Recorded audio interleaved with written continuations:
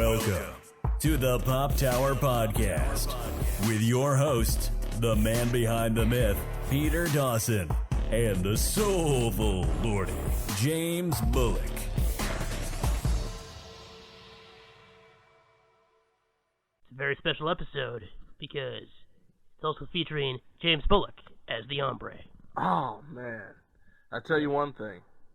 If there's ever been a time to be alive, it's a time in Hollywood. Once upon a time in Hollywood. Yeah, once or twice, but then we'll all be Hobbs and Shaw. Yeah, because we're scaling down freaking skyscrapers and trying to outdo each other on any given moment.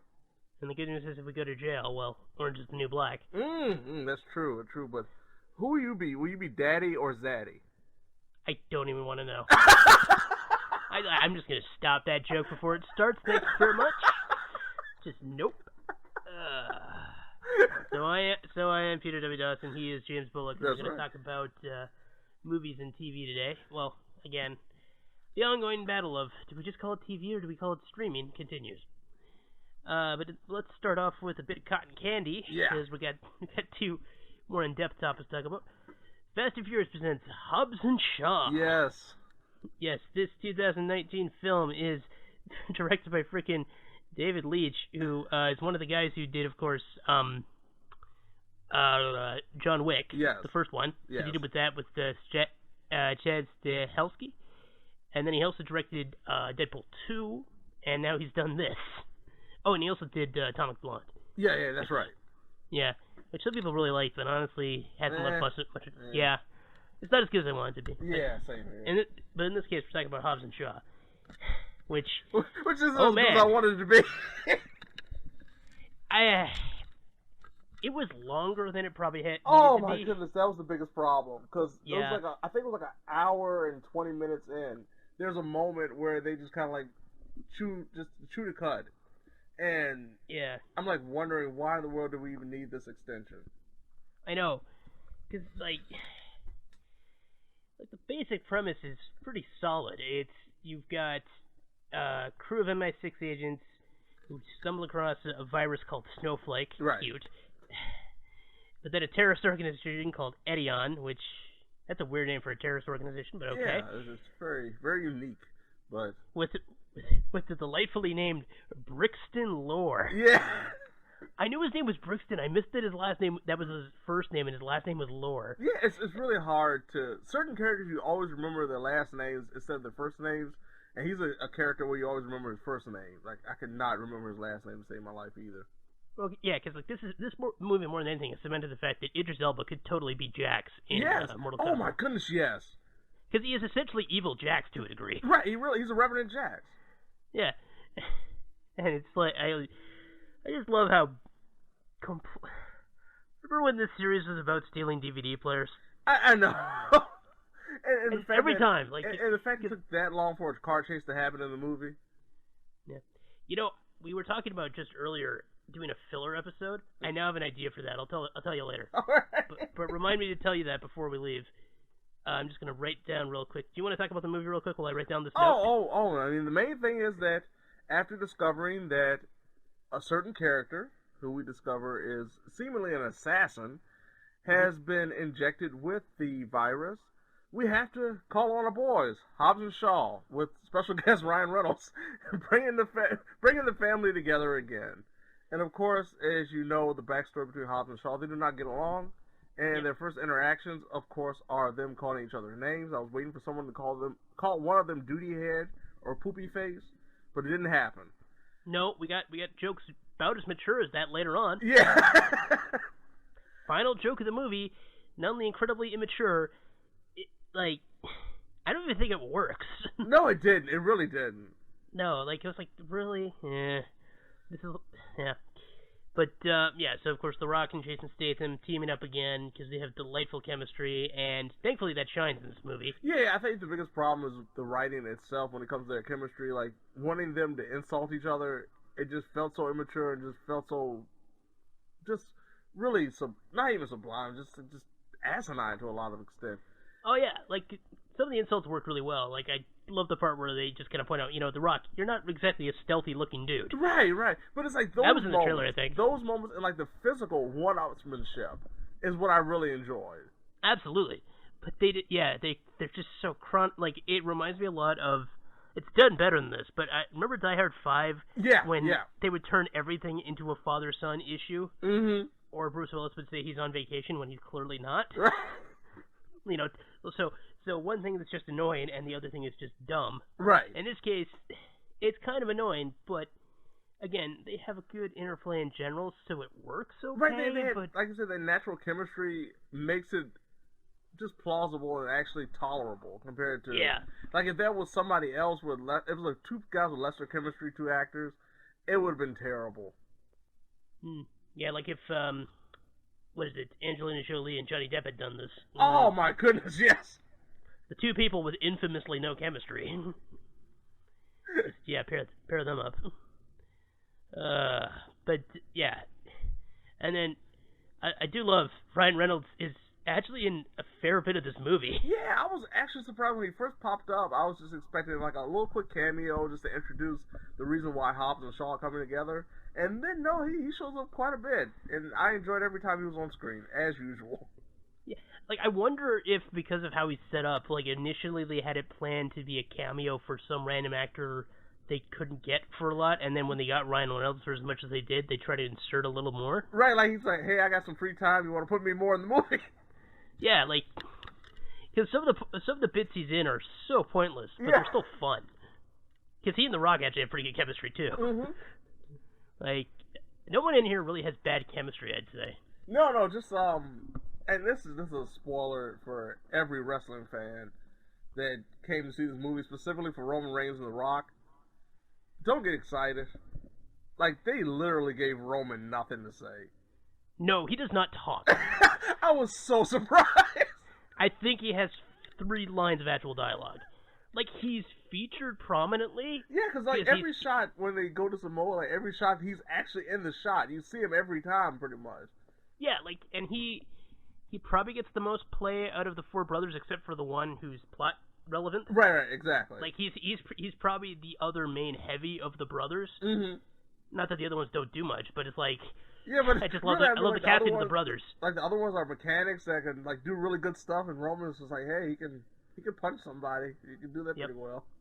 Well, yeah, because, there's the one brother who's, like, actually talented at doing stuff. Because he's like... What did they say he was... Because I can't even remember what his day job is. I really can't even remember. He's the science brother. Right. Played by Cliff Curtis, who... That was an interesting casting. Very much so. I mean, I think only one of the actors which was Roman, was actually Samoan. but at least, like, they went for, I think the other ones were all, Maui, or Maori, New Zealanders. Yeah. Which I believe are ethnically similar, so it's not as awkward as, like, I don't even want to, you know what, I want to get off the subject. Right. No, just to be on the subject of former, wrestlers in general being a part of the movie, did you catch a cameo of your boy? No. Nathan Jones. Really? Yeah, he's actually a fighter pilot in the movie. I missed that entirely. Yeah. I actually had to look it up to make sure I wasn't seeing things. I must not have been paying attention when that happened. Oh, man. Okay. But yeah, no, I guess he would have fit better like in our prison scenario. Yeah. Oh, yeah, and Helen Mirren has her obligatory appearance as well. Oh, yeah. And Vanessa Kirby's pretty solid as Jason Statham's sister. Yeah, it was a forced relationship that happens later on in the movie that to me hurt her character completely. Like, oh, yeah. Before that, I was really into her character. Yeah. Absolutely. I know exactly. Yeah, we better not go into that. But, yeah, that's as far as I'm going with it. I thought they did a great job with the character up until that point. Yeah. Anyway, but yeah. For like the general farting around, the forced dialogue, despite all that, the action is fairly solid. Yeah. Action to me was a little bit outside of like the finale, which was absolutely ridiculous. There was one, well, yeah, and I'm not even like, oh, this is Fast and Furious. Of course, it's gonna be ridiculous. No, it was like one part where the Rock should have been torn in half, but it just didn't happen. Look, he hurled a torpedo in the last movie. That is true. Like, you know, anything you want to say Superman. is irrelevant. He should be Superman at this point. Like he's come to the point where he should be Superman. It doesn't even matter. He's Samoan Superman. To contrast, there should be a Elba's crossover. Black Superman. There should be a crossover of Superman and Fast and the Furious at this point. The Rock is Superman. Yeah. We can get into this more in the filler episode. I have an idea for it. Let me just say it involves the Fast and the Furious.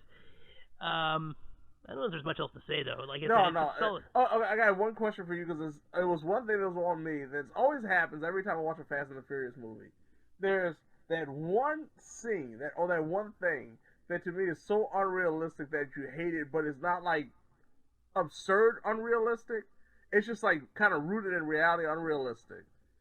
Did that happen for you while you're watching the movie? Because one moment did happen for me that like just pissed me off so much. Yeah. What was your moment? If it's not spoiler heavy. It's kind of spoiler heavy. It's okay. Near the end. I can give mine. It's not spoiler heavy at all.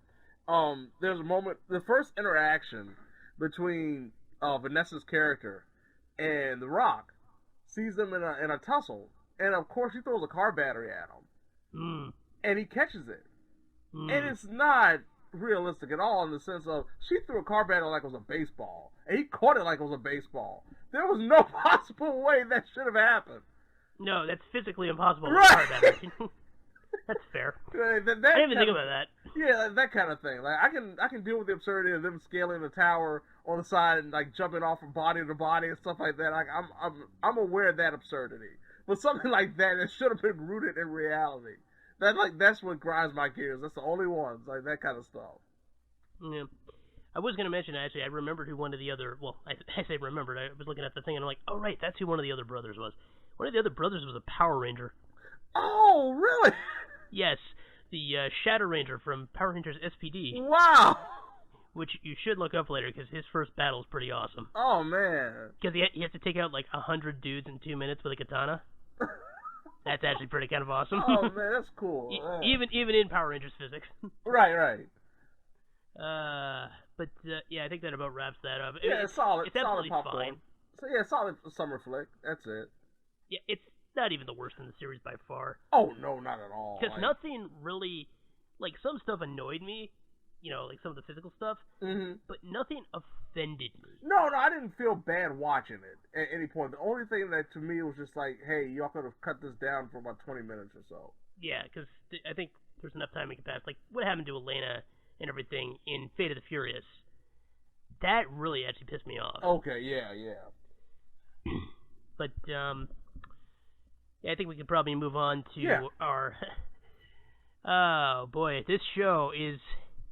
I love how there's so many characters on this show. I keep getting confused. Because, I mean, have you looked at the main cast list for this show? The thing about it, having watched it since the first season, I know that the cast list is huge. Well, the problem is coming from season to season, even if it's only a year, I sometimes forget how much has happened with these characters that I can't remember everything. Like, it's just ridiculous. There's too many people in that. I love them, but good grief. Mm-hmm. Man. I know, it was kind of crazy how many people were even only featured minorly. Because, like Laverne Cox and Diane Guerrero, they're only special guest stars this season. Yeah. They are very short-lived in their appearances. And it is funny because, like, looking back, especially at the last episode, the amount of characters that weren't shown until the very last episode, where they kind of have like, oh, look at everybody that was still alive and from all the other seasons, and you just forget how many more people are actually on the cast than it was just this season alone. Yeah, I know, because it's like I'm looking at the cast list and I'm trying to count how many there are real quick, and I'm seeing 7, 14. It's like 19 main cast members, right, which is insane for any kind of show. And then, then there's, of course, the huge amount of recurrings, and then there's the special guest stars. Mm-hmm. It gets pretty crazy. Because we had a lot of characters coming back from previous seasons on this one. Well, yeah, because they wanted to wrap up, and I think this is one thing I do enjoy. about the season because I think they did it in general fairly well. Oh yeah, I mean, to me this was the best season since the 4th season. Probably, yeah, because 5th season was the riot, right? No, 5th season was the riot, and the 6th season was the fallout, where like pretty much nothing happened until like the last few episodes. Yeah, I remember that because we talked about season 6 on this, and then 5 was the riot, which was already kind of. Yeah, like after the first 4 or 5 episodes, it played out. Yeah. But no. So in this case, by the way, for those who aren't aware, this was based on an actual book written by someone who'd gone to prison in like 2010. It was in her memoirs. Yeah. Yeah, and so so a lot of these characters are based on real people to a degree. Just want to mention that because I don't think we did last time. And for people who aren't familiar, but I don't know. And then and the off chance you're listening to this episode and you haven't watched the show before, might as well mention that because it's some people call it a dark comedy. There's definitely funny moments, but it's really still mostly a drama. Yeah, definitely. Especially this season and the struggle coming off of the end of season 6 and the big revelation of them pretty much throwing Tasty under the bus for something she did not do. Legitimately, she did not do it. Yeah, I know. Tasty, I keep forgetting how important the Tasty has been there since the beginning. Right, but it wasn't until like the last few seasons where she's become really one of the lead characters. Like half of the show is really centered around her. Mm-hmm. Well, yes, season 6 in particular, I was really impressed with what they did with her. Mm-hmm. That was one of the highlights for season 6 for me. That was same here. Like that was it for me. Like I could live without Piper at this point, but Tasty's whole saga, her character arc and everything for the last few seasons has been just absolutely marvelous. Oh yeah, absolutely. And then this season in particular, they just go all out. They try to wrap everything up. Anyone who's still alive, we know is still alive. We see at least part of their story, and we know what happened to them. Mm-hmm. We may not find out if any of them ever get out of jail, but we know if there's okay. How are they doing? Like some characters got transferred. We find out what happened to them. Right. And people who get out, we get to see what happens there. Some of them are doing all right. Others, unfortunately, not so much. Yeah.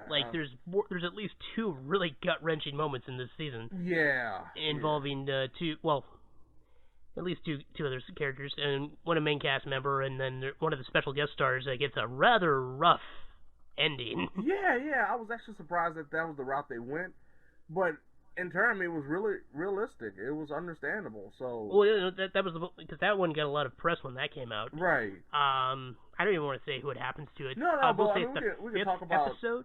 Yeah, we can just talk about the circumstance. And like I said, we don't have to say who it was. But it was a tease at the end of season 6 that it was going to be a big involvement with deportation and ICE. And there's a lot that goes into that in this season, including a new character they bring in that you see her journey, and it's so sad. Yeah, there's some pretty rough stuff, and then we get a lot more with Tasty and I can never remember how to pronounce it. I'm looking at the spelling. I'm like, how the heck is it pronounced again? Pensatucky? Oh yeah, Pensatucky. Yeah. Oh yeah, because and not only Pensatucky and Tasty, but also Suzanne Crazy Eyes and Pensatucky, who become kind of like this new bromance or sistermance, whatever you want to call it, where you have these 2 kind of unorthodox, very obviously not all there mentally, 2 characters with kind of hearts of gold to a certain extent. I mean, especially Suzanne. I mean, she's been a good person the whole time. It's just very misunderstood and childlike. But as Pensatucky has evolved from this, I want to run everything and show that I'm a big bad, pretty much faith healer that's going to lay my hands on you because God has ordained me, to pretty much just a veteran of the game that is the prison system and just trying to keep her head down now. Yeah. Pretty much sums it up. Yeah, I don't know if there's much else we can say. We got Piper trying to adjust to things. Yeah, that was the best part. Like I said, I could really live without Piper's character, especially to me. After season 4, is when her character kind of fell off, and then they opened it up with the end of season 6 with her actually getting released, and that's the big thing with this season, her adapting to life outside. And to me, that was the best part of the entire season. But then it went back to her I have to find love. And I was like, Yeah. oh no. Once that happens, I mean, again. I mean, you could have just. I feel like they could have done it better because I mean, I've watched stories about, prison romance and everything like that, and of course it comes down to Alex and then what the heck is the other person's name? Zelda was played by Alicia Witt. Yeah. Yeah. By the way, good casting with Alicia Witt. Always love seeing her get work. She's one of those actresses I don't see her often. What do I do? I'm like, oh, yeah. That was another one. Like when she popped up, I'm like, wait a minute, is that her? And it was like, oh yeah, great. I'm glad they put her in here. Yeah. I think we've all got just like random actors and actresses. We're just like, oh, nice. Yeah.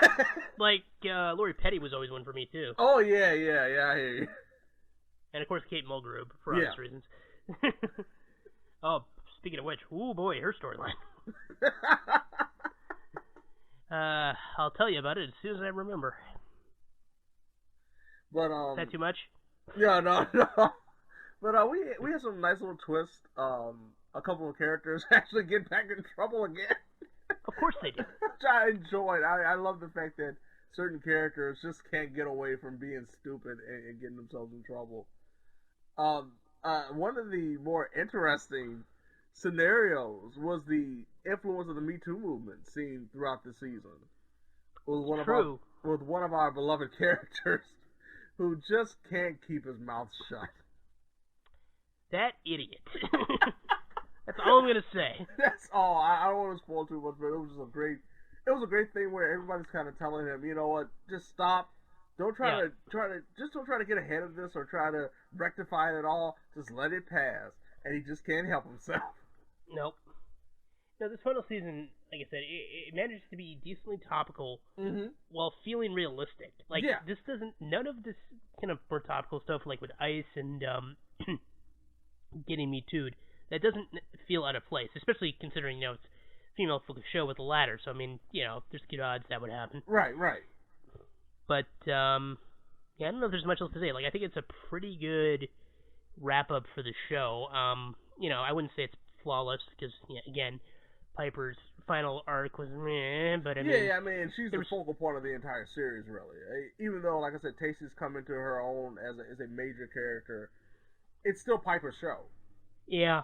And the fact is that she is the closer of the entire series, and it just felt underwhelming the way her character arc went during the season. When it started off so promising. Like, they really did a good job the first, 2/3 of the season with her character. And then it was like, no, let's just go back to what made Piper so infamous in the last few seasons. That was the Piper I did not care for. I miss I'm gonna run prison Piper. Yeah. Self-destructive Piper is the best Piper. Yeah. I did like her final scenes, though, I will say. Oh, no, I did. I was fine with it. It was just that journey to get there was okay. It was just so much. It was just there so was much some more. really bad stuff. It was so much more heavy stuff going on around her that it just felt insignificant. Oh, man, yeah, tell me about it. There's... Speaking of which, by the way, in particular, if freaking Danielle Brooks doesn't get nominated for this season... Oh, yes, please, for everything that is good in this world, if there is a reason why this is the season, that she should get something for all of her hard work. She did such a marvelous job. Not only in the last few seasons, but this one was so emotionally heavy. I'm not going to lie, man, I got teary-eyed. It was a couple of scenes, especially late in the season, featuring her, featuring Pennsatucky, and featuring Suzanne, that I got really teary-eyed on. They really did a great job. Yeah, okay. What did I say? Okay, that felt oddly different. No, I know what you mean. Fair enough. Yeah, no, I totally agree, because, Tasty is really the heart of the season. She really is. And, that's what makes a couple of scenes in particular just so... Because, oh boy. I just don't want to spoil this, because it's such a good scene. And I feel if I even mention what it compares to, that will spoil it again. Right. No, I completely agree with you. Like I said, for anybody that was kind of down, including yours truly, that was down in the last couple of seasons, this to me is the optimum Orange is the New Black experience. That's how they should do it. If they could have treated season 5 and 6 like this, it'd been fine. But it is what it is, and thankfully it went out to me on a high note. Yeah, I'm not gonna say it was the strongest final season ever, but it was definitely one of the stronger ones I can think of in recent memory. Very much so, yeah. Because again, we've had so many shows disappoint in their final season. I know, and sadly, we've had a lot of final seasons of shows that shouldn't have been the final season. Yeah, it happens.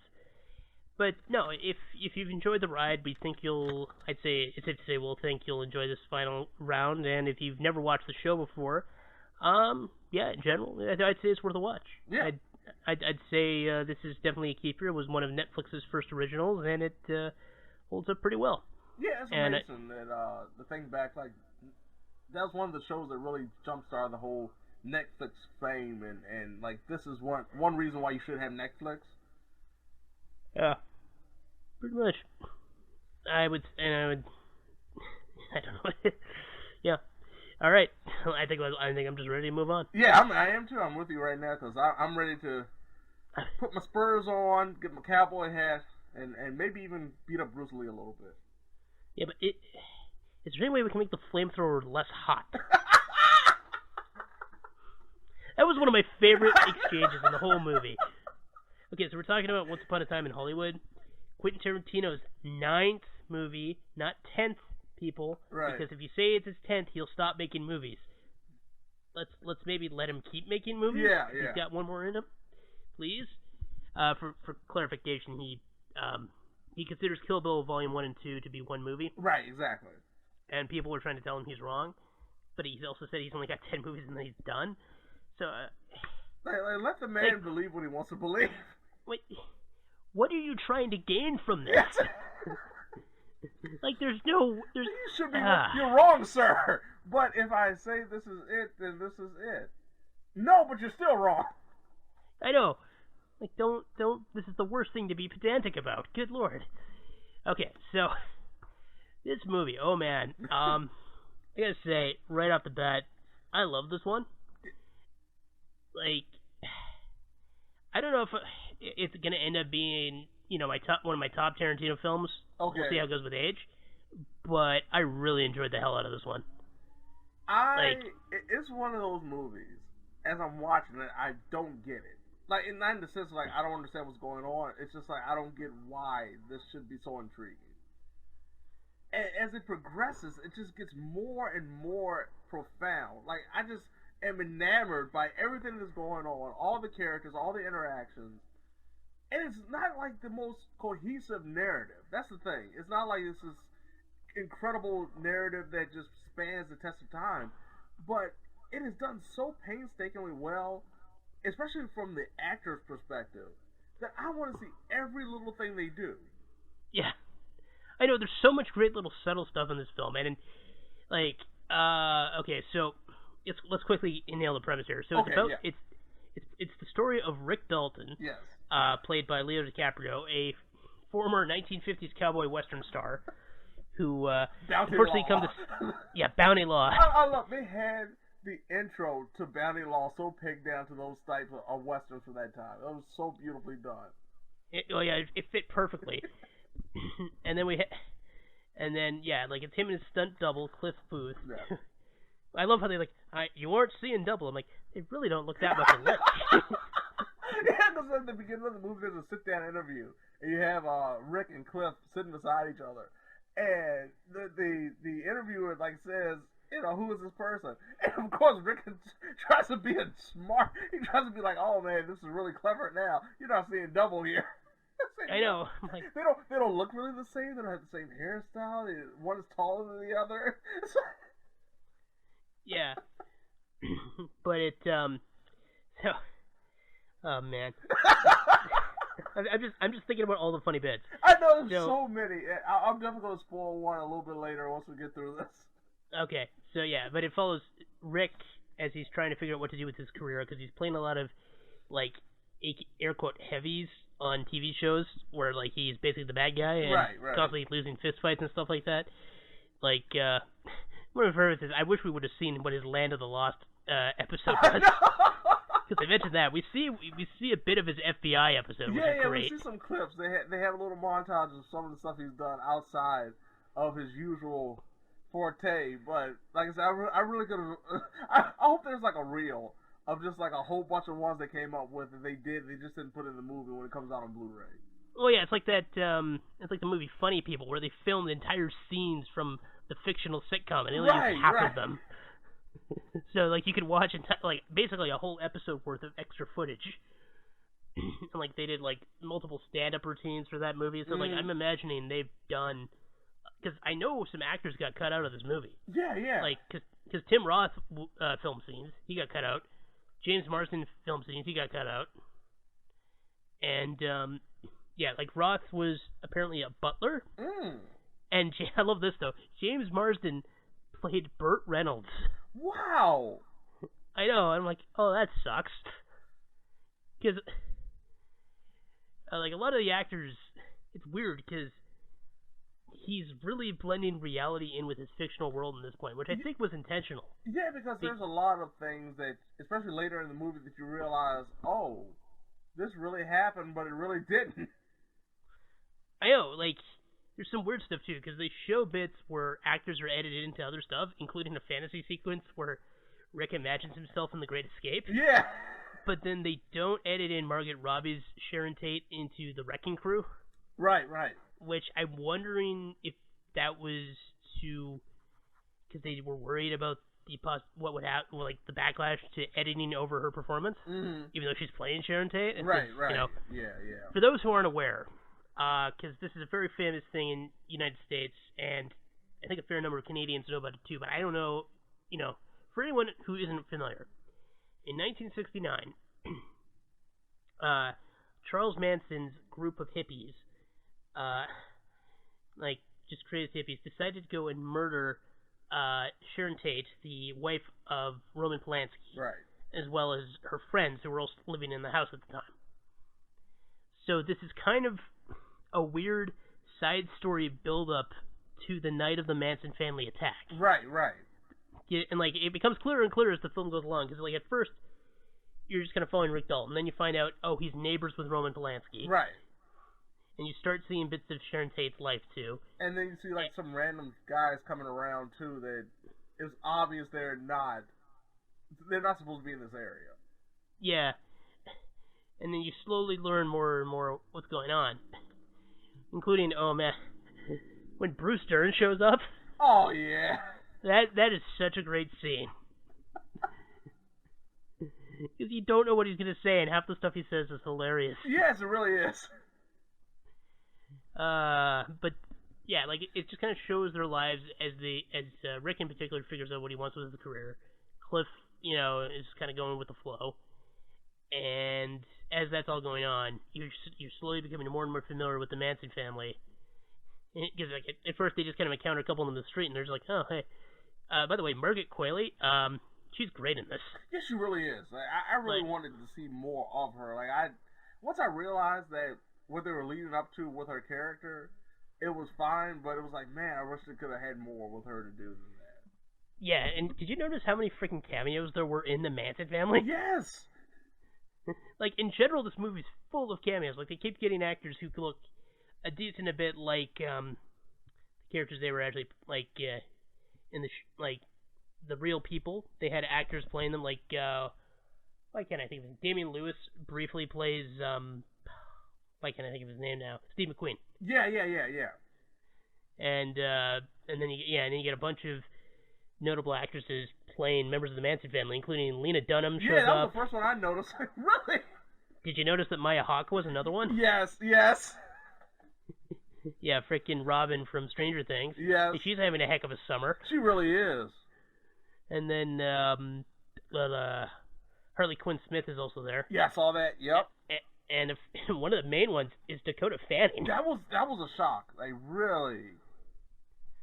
Yeah, like, I know it's still weird seeing her with, like, her eyes caught up with the rest of her head. Yeah. Because, of course, as a kid, she was famous for having huge eyes. Yeah.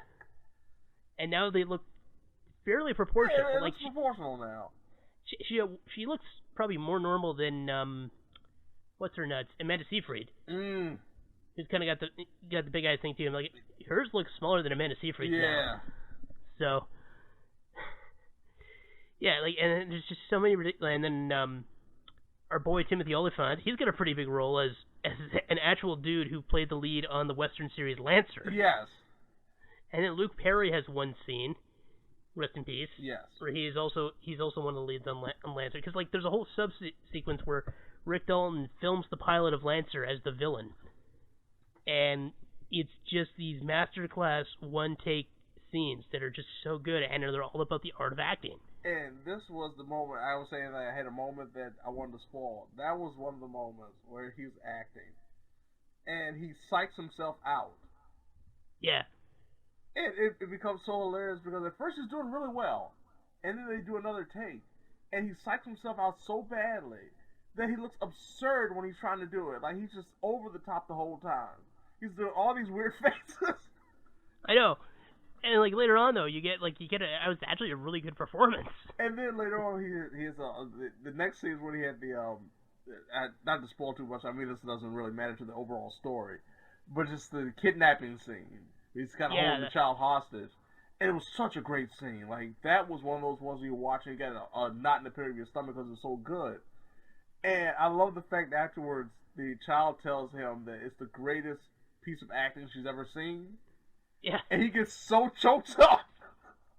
Well, because he clearly greatly admires this child actress he just met because she's a method actress. Yes.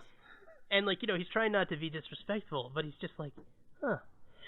And like, there's so many good scenes with him and the kid, too. Like, it's such a...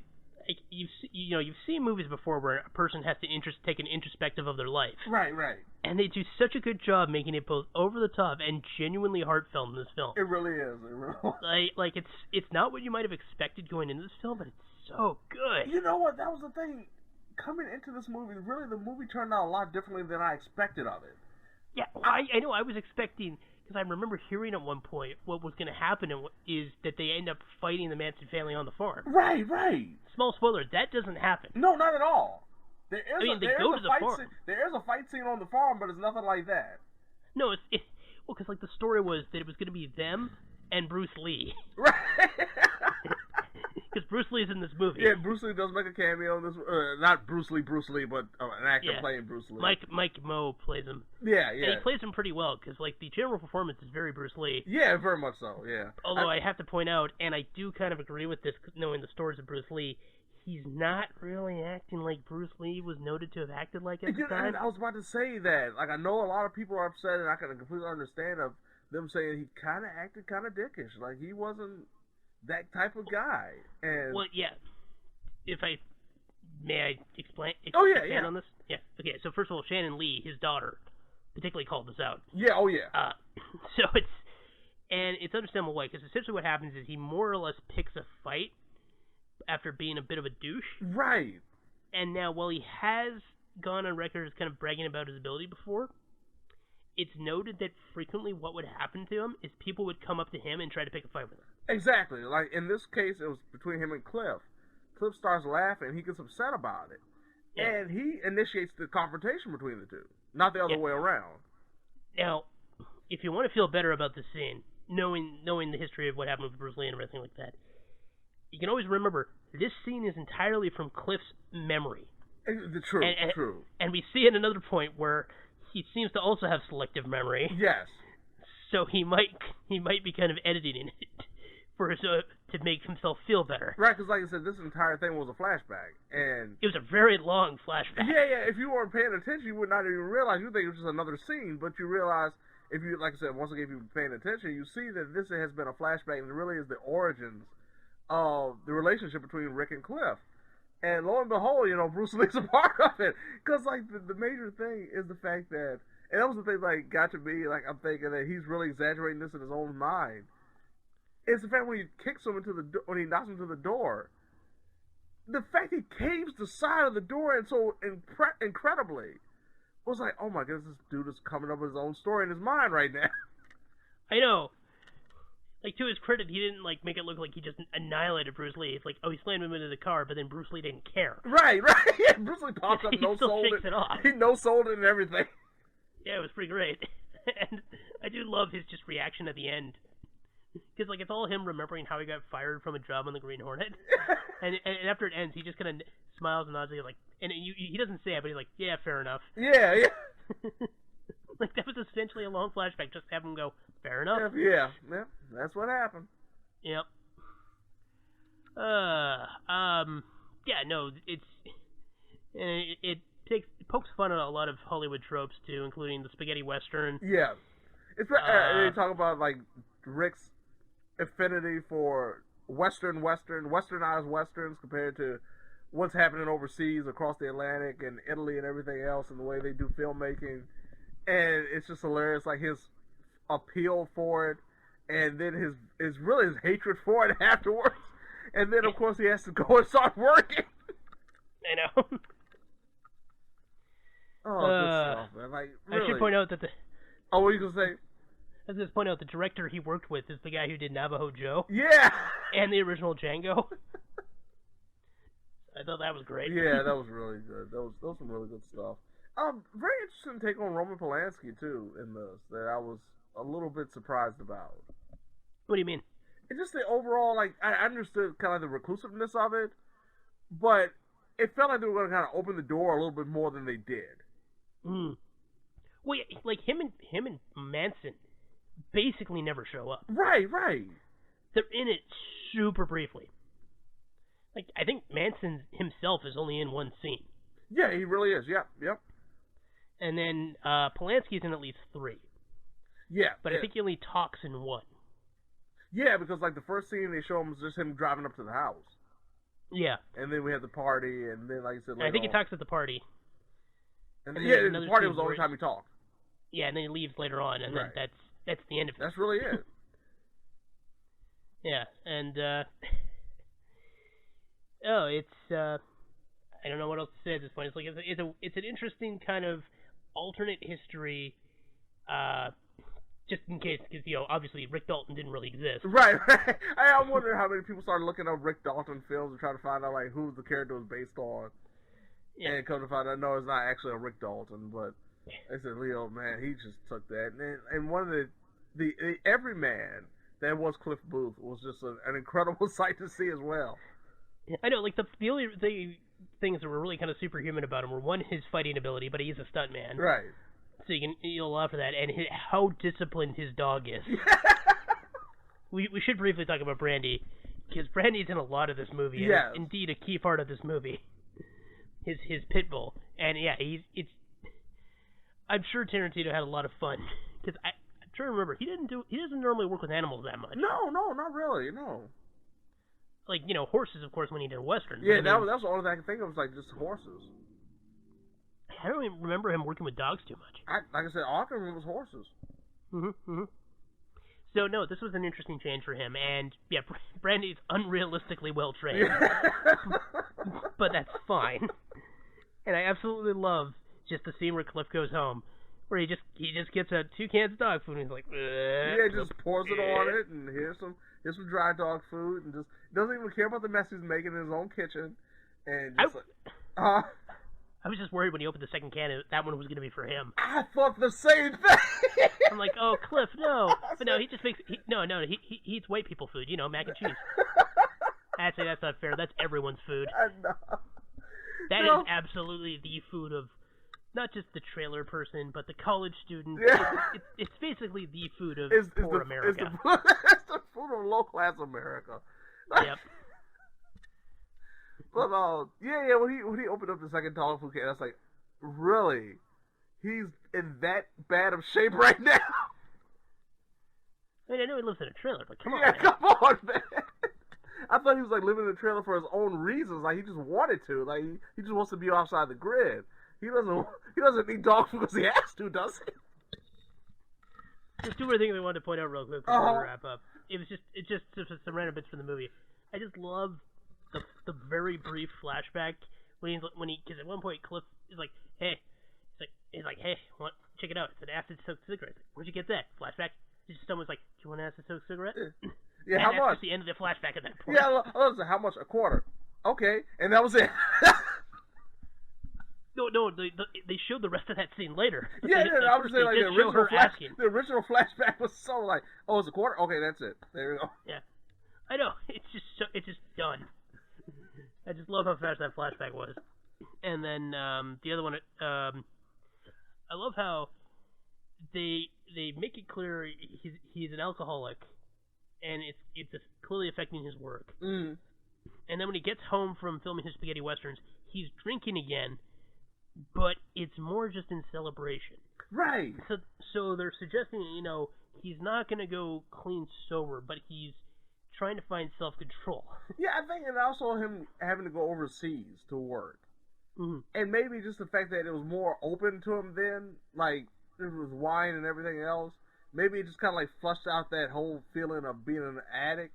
Like, I can do this recreationally. I can do this just as a chill thing. Yeah.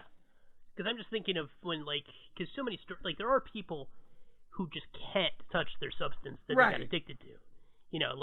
Some people just can't touch alcohol, can't start even, smoking, of course, it's more or less all or nothing from what I've seen. Yeah, definitely. Not being a smoker myself. Yeah. But, alcohol in general is usually all or nothing. And to see him still do it recreationally would seem to acknowledge he's got a problem and seemingly work through it. That is an interesting take on an alcoholic situation. And now, they probably did it mostly for laughs, since they wanted him to yell at a guy while holding a margarita. Right. Which is hilarious. But, because it just screams, upper class, rich douche. Regular people yell at people holding beer cans. Yeah, in his robe, with a margarita, screaming at people that are trying to say, hey, can I back out of the area that you're telling me to leave? Yeah. And he's just like, get out of here. Yeah, get out of here, you. What you don't understand, back off. Just put it in reverse. Yep. Oh, man. No, I absolutely love this movie. Same here. It's probably not going to dethrone Inglourious Bastards as my favorite Tarantino film. Okay, yeah. And it probably won't dethrone Reservoir Dogs, which I think is still my number 2. For me, Reservoir Dogs is number 1. That's absolutely fair as well. Yeah. Figures, right? His first one's his best, and it's all downhill from here.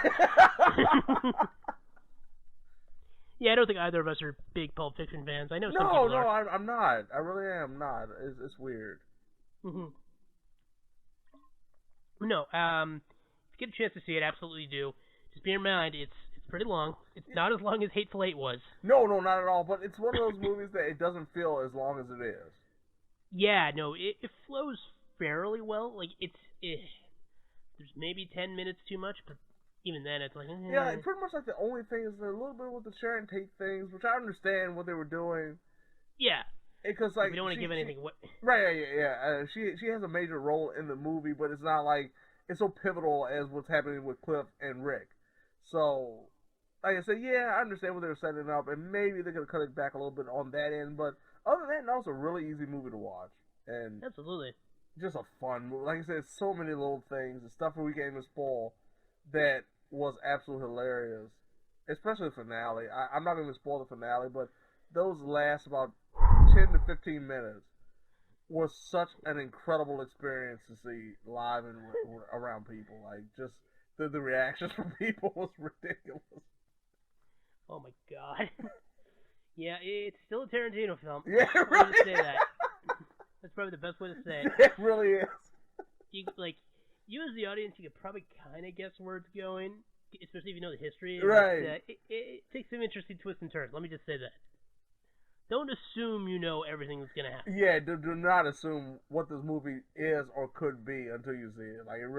It surprised me. I did not expect it to be the movie that it turned out to be. And even with that being said, it still was a really, really great experience. Well, I think we're going to wrap up this episode. Yeah. And then next time we'll finally talk about a Nintendo game. Oh, yeah. Yeah, because I don't think we've really talked about any, because you still don't have a Switch, right? No, I just play off of others. I'm a Switch hobo when it comes. I'm a Switch bum. Yep. And we'll see how that goes. Yeah, it's gonna be interesting too, because my Japan trip, as of this recording, is not that far away. No, not at all. It'll be exciting, and it'll be a good chance to catch up to some of the games on the Switch. He's gonna come back. He's gonna come back with a white suit and start talking about all his adventures of kicking people like he was scared of you. All right, I stepped into an alley one day. Until next time, kids, just remember, if someone promises you what's right, double check the shit.